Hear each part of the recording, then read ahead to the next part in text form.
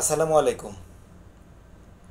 ভারত বাংলাদেশ সম্পর্ক বর্তমান যে জায়গায় এসে দাঁড়িয়েছে সেটা নিয়ে আমরা একটু পর্যালোচনা করার চেষ্টা করব।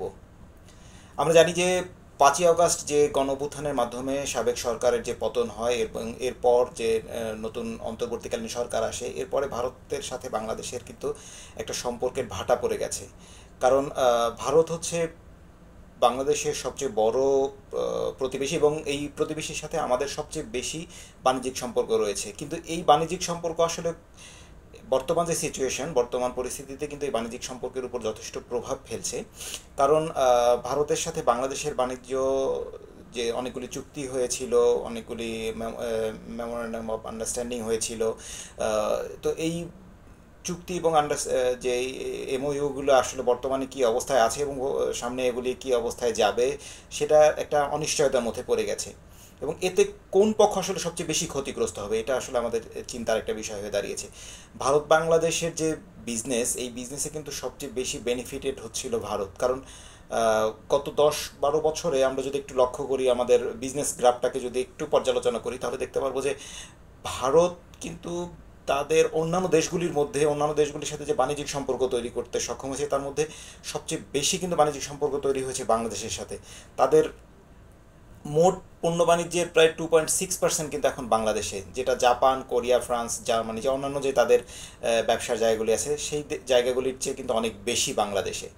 তো সেক্ষেত্রে বাংলাদেশের সাথে যদি তাদের একটা সম্পর্কের ছেদ হয়, তাদের এই বিজনেসে কিন্তু একটা বড় বাধা হয়ে দাঁড়াবে এটা। কারণ গত 10 বছরে কিন্তু অনেক দেশগুলির সাথে ভারতের সম্পর্ক কিন্তু ক্রমশ ছোট হয়ে এসেছে, যেটা বাংলাদেশের সাথে বড় হয়েছে বিজনেস রিলেশনটা।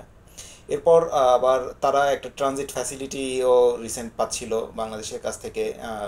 গত জুনে আমরা জানি যে চুক্তি সমঝোতা স্মারক স্বাক্ষরিত হয়, তার মাধ্যমে তারা একটা ট্রানজিট সুবিধা পাওয়ার বড় রকম একটা সুযোগ পাচ্ছিল, যেটা তাদের সেভেন সিস্টার্সগুলির সাথে একটা বড় যোগাযোগ ব্যবস্থা তৈরি করতো।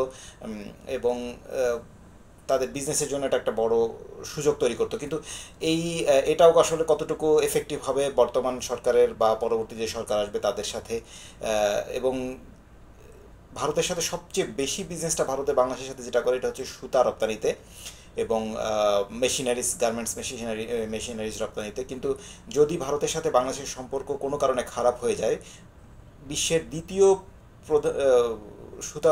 তুলা উৎপাদনকারী দেশ কিন্তু যুক্তরাষ্ট্র, যারা কিন্তু বাংলাদেশে আমরা জানি বর্তমান বাংলাদেশের যে সরকার, যে অন্তর্বর্তীকালীন যে সরকার রয়েছে, এই অন্তর্বর্তীকালীন সরকারের সাথে কিন্তু যুক্তরাষ্ট্রের একটা সুসম্পর্ক রয়েছে। এবং এই সুসম্পর্কের কারণে যদি বাংলাদেশ যুক্তরাষ্ট্র থেকে সুতা বা তুলা আমদানি করতে শুরু করে, সেখানেও কিন্তু ভারতের এই তুলা রপ্তানি বা সুতা রপ্তানিতে একটা বড় এফেক্ট ফেলবে, যেটা তাদের ইকোনমিতে বড় একটা বাধা হয়ে দাঁড়াবে। এবং যেটা হয়তো বা তাদের এই অর্থনীতির এই ধাক্কাগুলি আসলে ভারত কতটুকু সহ্য করতে পারবে। যদিও ভারতের তুলনায় অনেক ছোট একটা দেশ বাংলাদেশ, জনসংখ্যায় আমরা অনেক কম, কিন্তু এই যে বাণিজ্য নির্ভরশীলতা বাংলাদেশে তৈরি হয়েছে, কারণ তাদের এই তুলা রপ্তানি প্রায় 35% কিন্তু বাংলাদেশে তারা রপ্তানি করছিল। যদি এই মার্কেটটাকে তারা নষ্ট করে ফেলে, তাহলে কিন্তু তাদের এর জন্য এটা ভালো ফলাফল বয়ে আনবে না।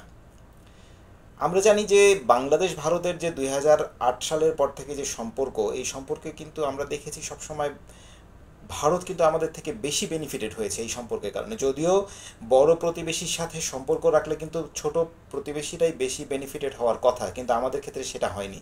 আমাদের ক্ষেত্রে কিন্তু আমাদের চেয়ে কিন্তু ভারত বেশি বেনিফিটেড হয়েছে। এবং তাদের এখানে ব্যবসা বেড়েছে, তাদের এখানে আয় বেড়েছে। এখানে তাদের অনেকে, আমরা শুনছি যে অনেক মানুষ এখানে চাকরি করছিল, ভারতের এখানে জব করছিল। তো সেক্ষেত্রে তাদের একটা এমপ্লয়মেন্টের ফ্যাসিলিটি তৈরি হয়েছে, কিন্তু যেটা কিন্তু একেবারেই বাংলাদেশকে তারা দেয়নি। ইভেন এই গত 10 বছরে যে আন্তর্জাতিক নদীগুলির পানি বন্টনের যে একটা চুক্তি হওয়ার কথা, বা এগুলির একটা যে সমাধান হওয়ার কথা, সেটা কিন্তু তারা কখনো আমাদের সাথে করেনি। আমাদের তিস্তা নদী ধ্বংস হয়ে যাচ্ছে, সেটা কোনো সমাধানের ব্যবস্থা তারা নেয়নি। এবং সীমান্তে হত্যা একেবারেই বন্ধ হয়নি, এটা বছরের পর বছর চললেই যাচ্ছে। আর পাহাড়ি যে বিচ্ছিন্নবাদীদেরকে ভারত দিনের পর দিন সহযোগিতা করছিল, সেটাও তারা বন্ধ করেনি।